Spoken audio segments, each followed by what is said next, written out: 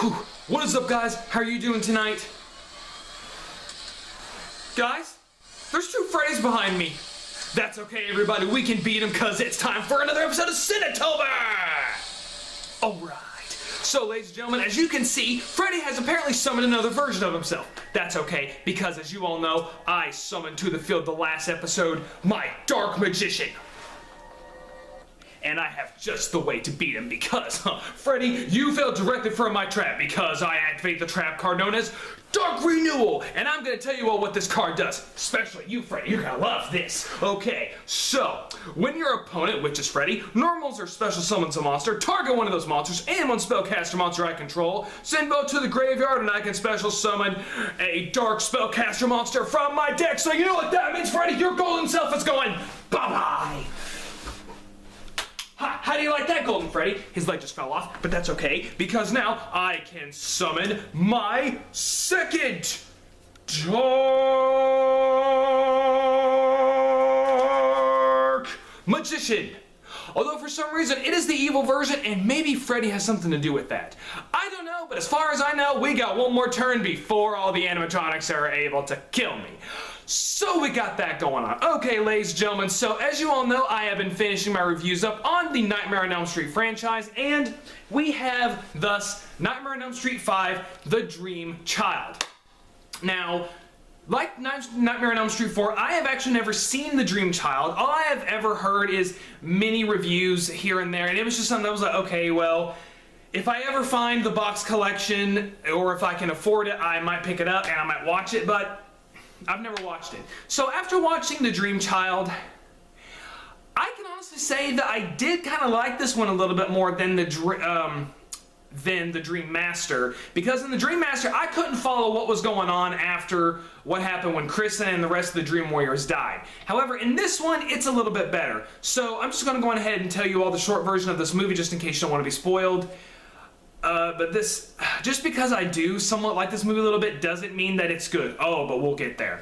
So, A Nightmare on Elm Street 5, The Dream Child, involves Tina Wilcox, who comes and reprises his role, or her role as Alice, coming back to portray the character of Alice. She is graduating and she is in a relationship with her boyfriend Dan, which feels like more like a fleshed out character in this movie. They have just graduated high school and they are all focusing on their new lives together.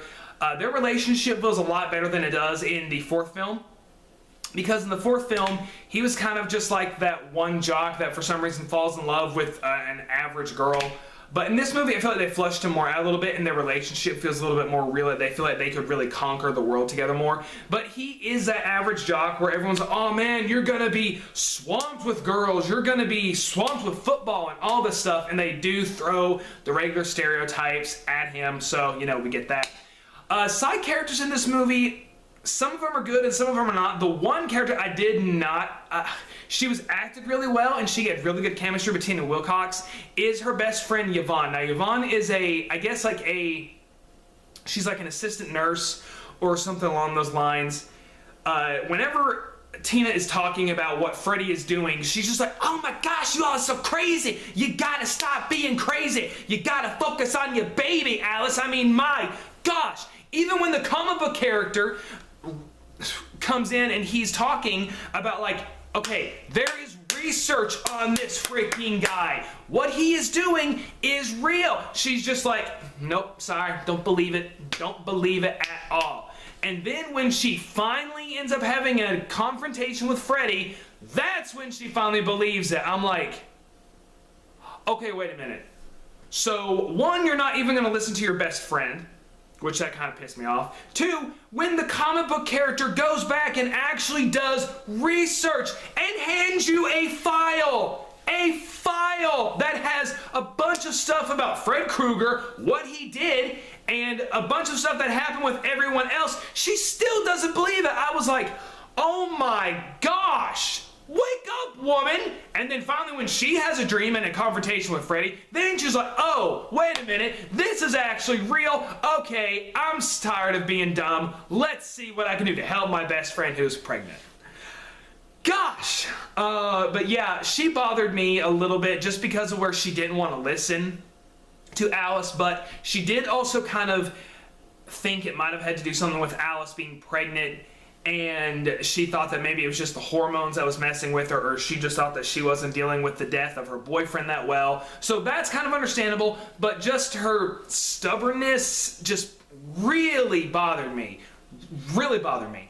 The other characters that we have Greta, who is this kind of this fashion model, and she's not the stuck-up, stereotypical fashion model. It's like, oh my gosh, I don't need to be seen with you, get away from me. No, it's her mother who is like, that is not what you put in a body who's going to be a fashion model. I was like, okay, woman, I want to go take Lucille and give you the same treatment that Abraham and Glenn got. Oh, is that still too soon? Of course, so it has almost been, actually, no, it has been a year. I think it's fine to make that joke. Then we get the comic book character who I honestly didn't mind him. I mean, yeah, he was like, it was the typical, you know, comic book geek or geek goes after the fashion model. Kind of honestly made me think of Steve Urkel and Laura from Family Matters. Who here remembers that show? Great one. But their chemistry was kind of hit and miss. It wasn't too bad. It kind of it had the charm of a geek is trying to is in love with this model, and this model does kind of give him the kind of day, but kind of like the, oh, it's never going to happen, but I'm not going to be a douche about it, and I'm still going to be his friend. So that was kind of nice. And then after that, it kind of all goes downhill from here. Now, the story behind this is actually kind of interesting. Freddy Krueger is actually trying to go after Alice's baby in his dreams. And so Alice is trying to figure, okay, what can I do to stop Freddy? How can I save my child from being corrupted? And we even get another callback to Amanda Krueger. She is actually a major character. Well, not really a major character, but she is a part of the film, and she has more to do. I'm just going to say that she has more to do in this film than she did in Nightmare on Elm Street 3, with actually her telling, here's how you defeat Freddy. You need my help. Come release me from my prison, from wherever I was buried. And we actually even get to see how Freddy was born. Now we're going to get to Robert Englund as Freddy. Of course, he always does a good job as Freddy, but even this was tough to watch. And it's not Robert Englund's fault. Robert Englund is a phenomenal actor. I will always love him as Freddy Krueger. But this was when the campiness of Freddy Krueger's comedy really started to go downhill. And not only that, but the deaths are not that interesting. And the makeup just looks bad. Like, the makeup looks awful. Freddy doesn't look scary. He doesn't look somewhat demonic. He honestly just looks like a funner version of Freddy, and that's not what Freddy is supposed to be. And I was just like, oh my gosh. Although I will give Freddy Krueger one thing.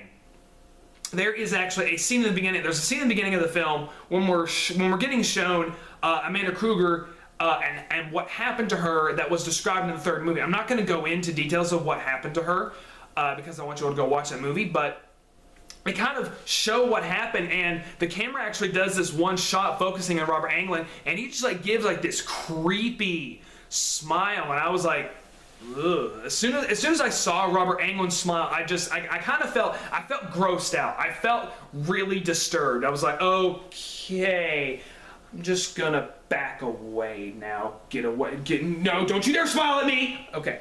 Whew. But other than that, oh my gosh, Freddy's getting worse. And I don't know how much worse this franchise could get.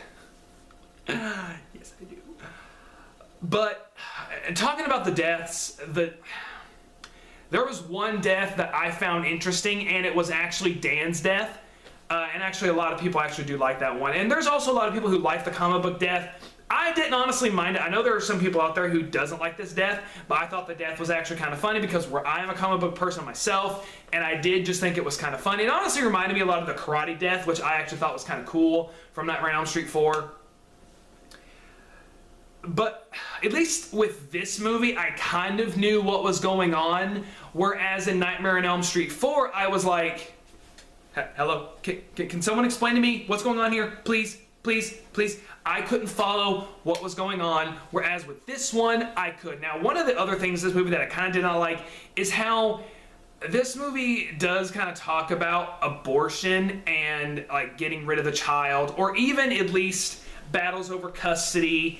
And that was just something I was just like, okay, that's kind of making me really feel uncomfortable. But Tina Wilcox does a good job with the character. I did like her acting better in this one. Now, as I said in my review on Nightmare on Elm Street 4, I didn't like, maybe it was just the dialogue, but I just didn't think that her as a character, or at least like the way she was giving off the dialogue was good. I liked her a lot better in this movie. And I liked that they were giving her a better relationship with her father than they had in the Nightmare on Elm Street 4. He is a recovering alcoholic, and he shows up to her graduation, and you can tell like this relationship between them two is being rekindled. He's trying to be there for his daughter, and he's like, okay, my daughter's pregnant. Okay, great. I'm gonna do what I can to help her and help her to raise my grandson. I really liked that aspect of the film. It really felt like it was a really good addition to this movie. So I am going to say I like this one a little bit better than The Dream Master. And when I say a little, that's not by much. I'm gonna give Nightmare on Elm Street 5.